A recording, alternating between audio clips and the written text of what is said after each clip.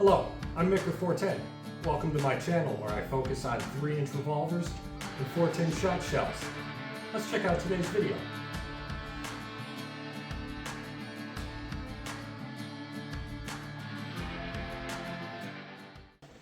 Welcome to today's video, which is going to be part 1 of 2. And it's going to be on the dimensions of the revolvers with 3-inch barrels that we will be testing on this channel. And those revolvers today in part 1 are all the calibers under 9mm that we will be testing. So that's going to be the 22 family, the 38 Smith & Wesson, the 32 family, and the 380 ACP. We will be testing or checking the revolvers for overall length, overall height, weight, and barrel length and diameter of the cylinder. Originally, we were going to test the trigger pull, but the Wheeler digital trigger device seems to be giving us really weird readings, so we're not going to use that guy in this video. We may come back to it if we can get more reliable and repeatable readings later. Okay, so what we will be using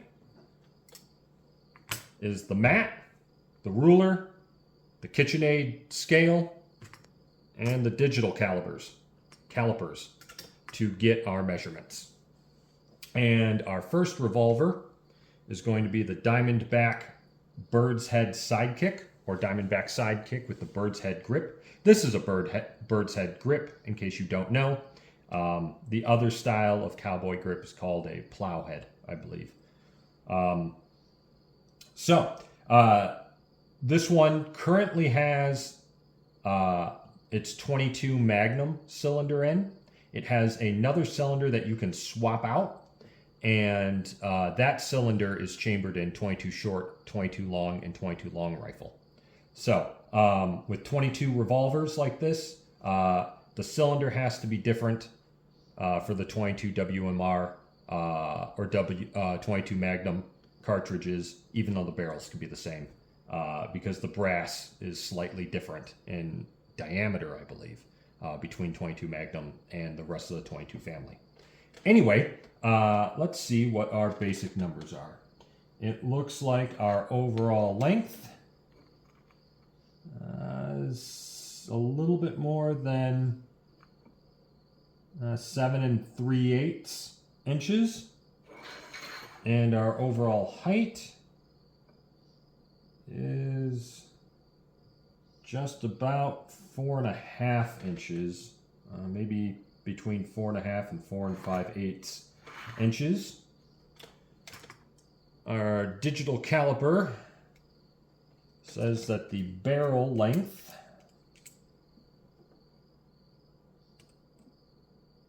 is 3.017. And yes, the barrel does include, the barrel goes all the way right up to the cylinder. We don't measure past the frame for the barrel length because the bullet engages with rifling this entire distance. At least that's my understanding. So that entire distance is considered the barrel length. This revolver is empty, so we're not going to weigh any of the firearms, any of the revolvers loaded, because that can vary depending upon the weight of the bullet. So we will weigh everything empty. And our cylinder diameter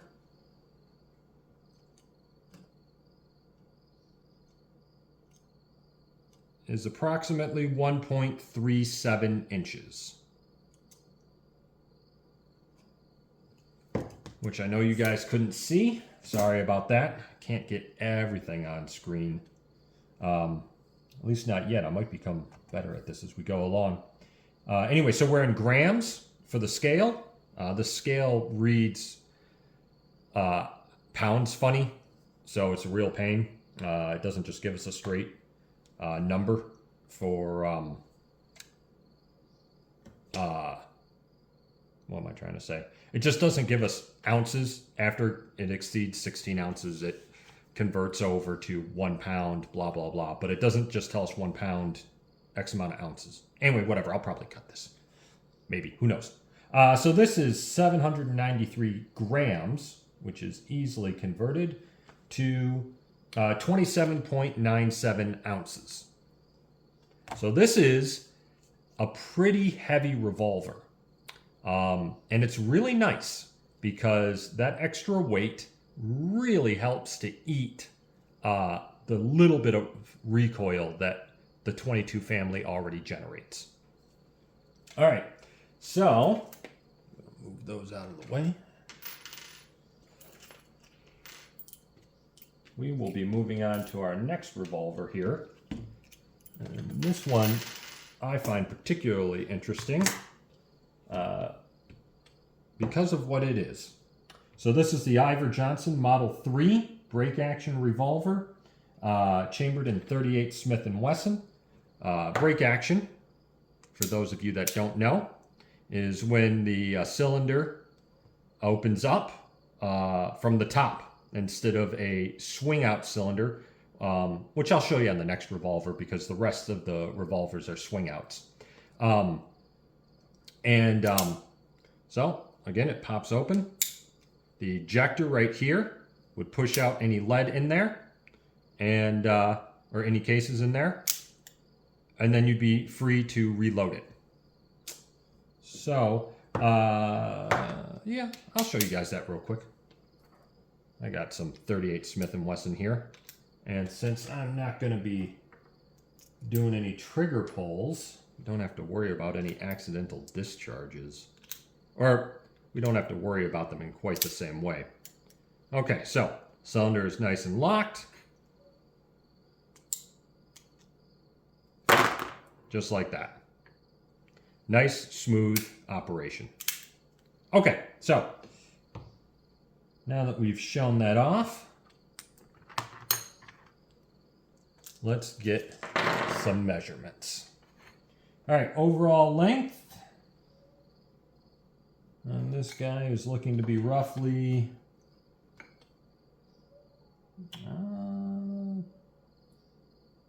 roughly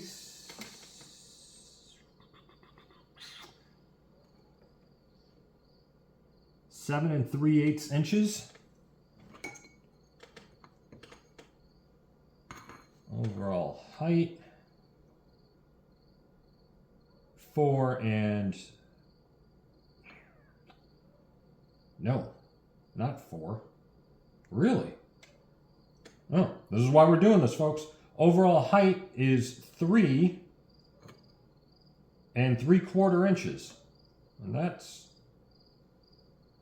yeah, 3 3/4 inches. And that's including that big ass, or that big blade on the front. All right, so barrel length. Now this one we expect to be about 3 1/4 inches. We weren't able to get, so it's a little bit,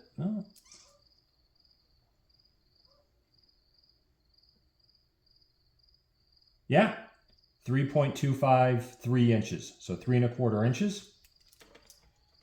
And our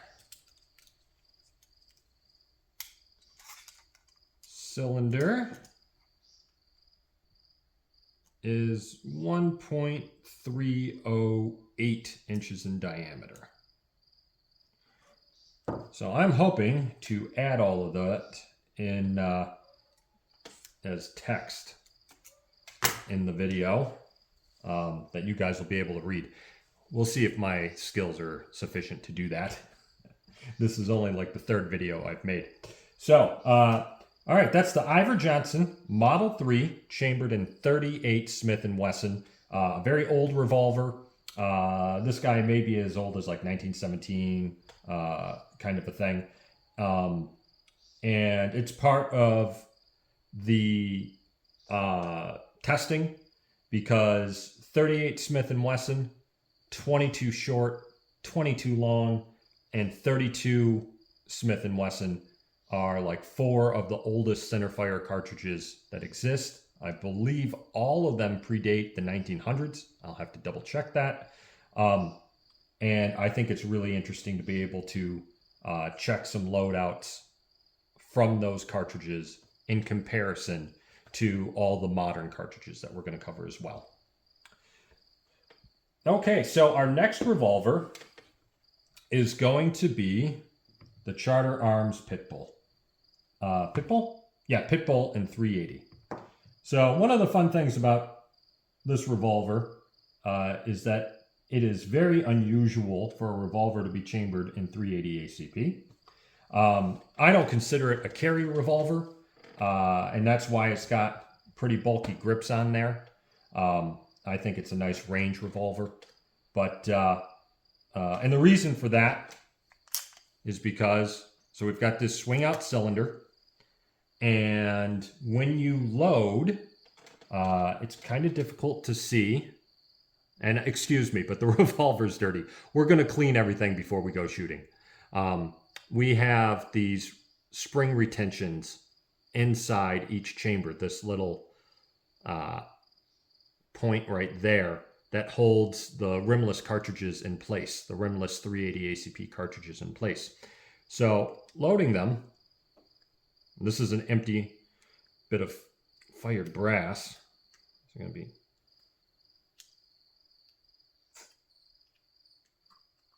Okay, yeah, so it's a little bit slower to load.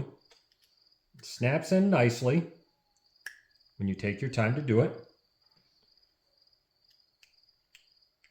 And again, this is very relaxing and enjoyable at the range to do this. I find it quite pleasurable, the way it just slides in there and then sort of snaps into place. But in a real life situation where if I did have to do a reload, I would find that very stressful and uncomfortable. So I wouldn't particularly want to try to reload a revolver that uses this retention system that Charter Arms has developed. It's a great system, and ejecting works just fine, which is what it's meant to do. It's meant to eject that way. Without that system, these rimless cartridges would just fall right through. So it does its job quite nicely. It's just slow to reload. And one of the main weaknesses of revolvers is the slow speed of a reload in comparison to a auto load or an auto feeding semi-auto pistol, aka a pistol that uses a magazine that's usually located in the grip. So an auto loader. All right, so our dimensions here, overall length,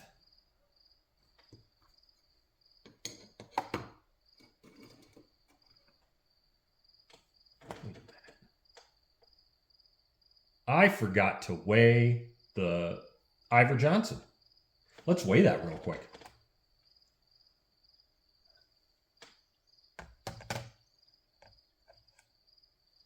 Okay, so the Iver Johnson, 516 grams,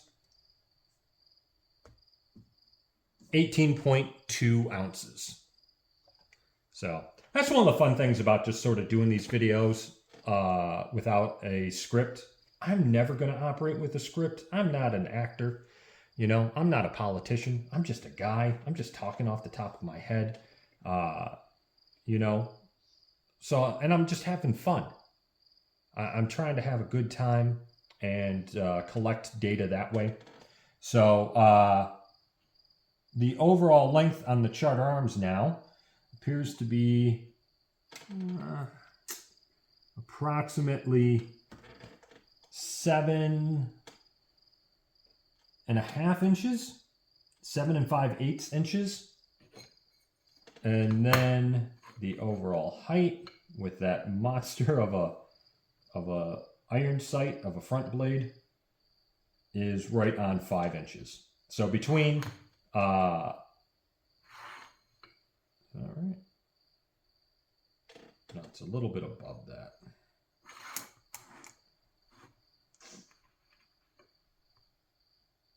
Yeah, it's like 5 3/8 inches. Yeah, I'd say right about 5 3/8 inches. And that's big front sight blade, big grips. That's what you're going to get. And then the cylinder diameter, this should be a pretty big one since it's a 6-shooter for what's essentially the 38 caliber line of bullets, is 1.45 inches. 1.45 inches. And the weight is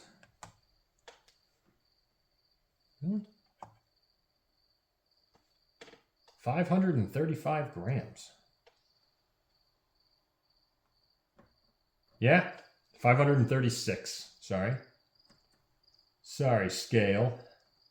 536 grams, which is 18.9 ounces, which is a very comfortable carry weight, if you ask me.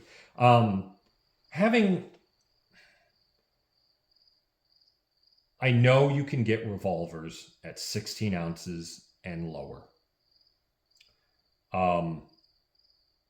But to me, firing anything that's not a 22 out of those is quite uncomfortable. I really do kind of prefer this 18 to 30 ounce range. Okay, so our next 3 revolvers are all from the 32 caliber family. We have the 2 Charter Arms revolvers that I talked about in my intro video that are my everyday carries, the Charter Arm Professionals and 32 H&R Magnum. These guys are 7-shooters. This one is the one that I practice with. This one is the one that I carry. That's why it has the bobbed hammer. We talked about that in our intro video. Let's get some dimensions here.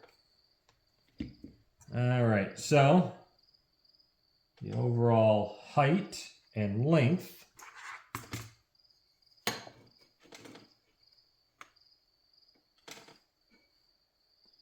uh, 7.5 inches. Overall length and overall height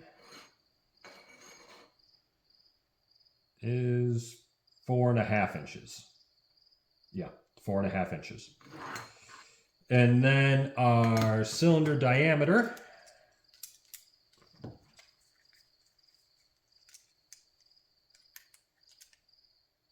is 1.45 inches. So it's the same cylinder diameter as the Charter Arms Pitbull in 380. Oh, and the barrel length.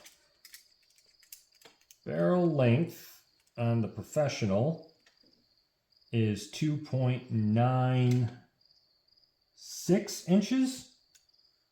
And because I can do this real quick and cover up for mistakes that I've made, the Charter Arms Professional is the same barrel length, 2.96 inches. I'm sorry, the Charter Arms Pitbull in 380 ACP.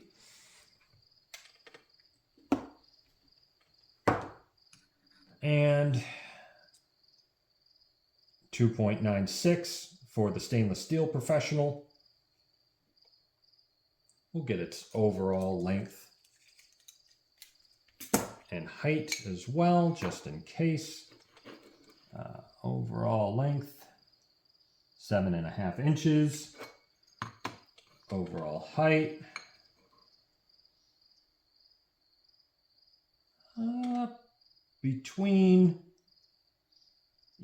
just about 4.5 inches. Between 4 and 4/8 and 4 and between 4 and 3/8 and 4.5 inches. And that might be because these boot grips might be just a tiny bit shorter than the rubber ones.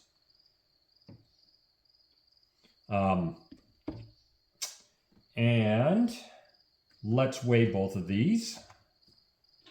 So the one that I carry with the bobbed hammer with the rubber grips is 624 grams,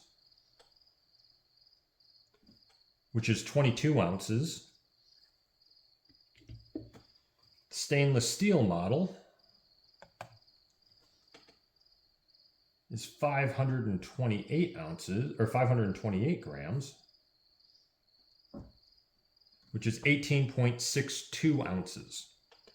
So I believe one of the differences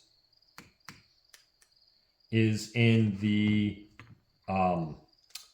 grip and trigger guard. Charter Arms has like a plastic trigger guard and a steel trigger guard and grip. So if you take the grips off, you can see that this trigger guard extends back into this. And I believe that is accounting for the weight difference more than the grips. So when I practice, these two are incredibly similar in how they feel. 380 ACP, 32 H&R Magnum, both right about 18 ounces. Those two calibers have very similar foot-pounds of energy, so they feel very similar when I shoot them. So a big portion of why we're doing all of this is to find out how closely what I feel is represented in measured reality. And that's satisfying to me, but it might also be interesting to people who are trying to figure out what they would use for a carry revolver. All right, so the last 32 caliber revolver, chambered in .327 Federal Magnum, is the Ruger SP-101.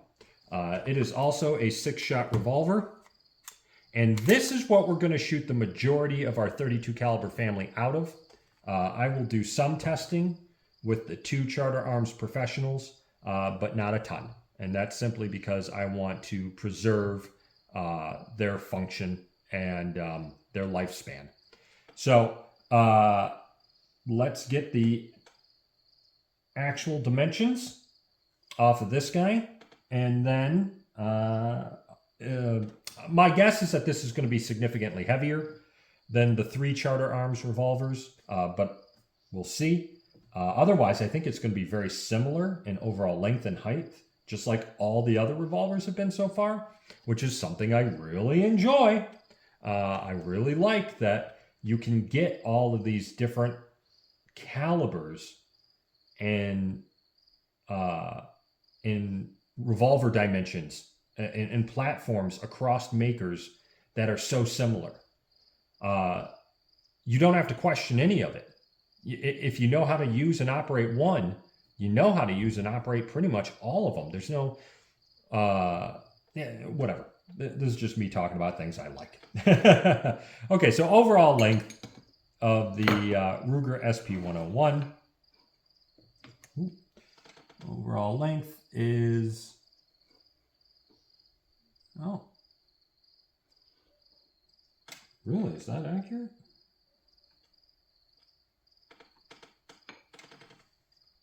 Oh, okay. Okay, so the tip of this revolver is a little bit different than the other revolvers, which is causing the ruler not to line up in the same way. So it is about 7 6/8 overall length, which is still a little bit longer.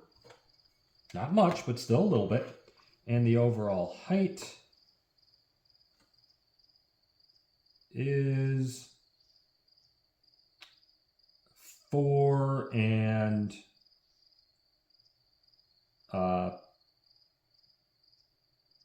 3/4.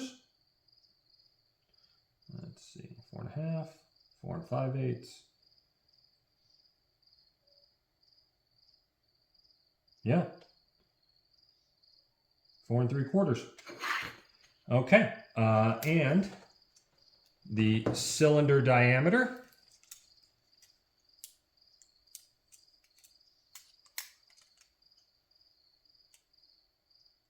.33 inches. Okay, so this is 1.34.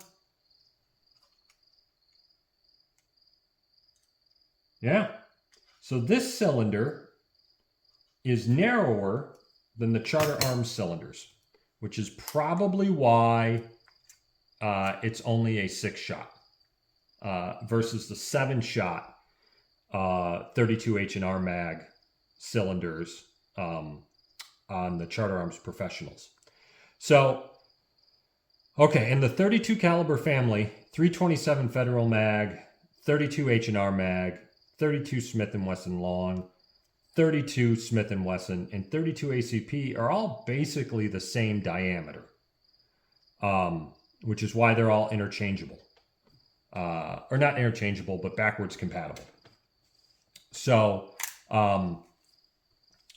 even though this is a hefty and strong revolver that's a little bit longer than the other two, it's also a little bit narrower. It'll be a little bit easier to carry. I don't know if it's easier enough to make me happy that it's a 6-shot versus a 7-shot. I still think I would kind of have preferred it to be a 7-shot, like their single 7 line. But, you know, it is what it is. Anyway, let's get the weight on this guy. Yeah. So this is the heaviest of all of them so far at 778 grams and 27.4 ounces. So 27.4 ounces is 6 ounces heavier than the heaviest of the 3 Charter Arms pistols. And it's almost 10 ounces heavier than the 2 lighter of the Charter Arms. And so those 10 ounces are going to significantly reduce the felt recoil out of 32 H&R Magnum and actually make this much more comfortable to shoot 327 Federal Magnum out of. All right, so that's the entire video for our sub 9mm 3-inch barrel revolvers for their dimensions. We got the overall length, overall height, and the barrel length. I am forgetting everything. What is the exact barrel length here? Okay, barrel length is like 3.042 inches. Okay, we got the barrel lengths, we got the cylinder diameters, we got the weights, we got the overall lengths and the overall heights. They're all very similar, which is exactly what you want when you're trying to do a comparison series like this one. Thank you very much for your time. I hope you enjoyed it. I hope I didn't ramble too much.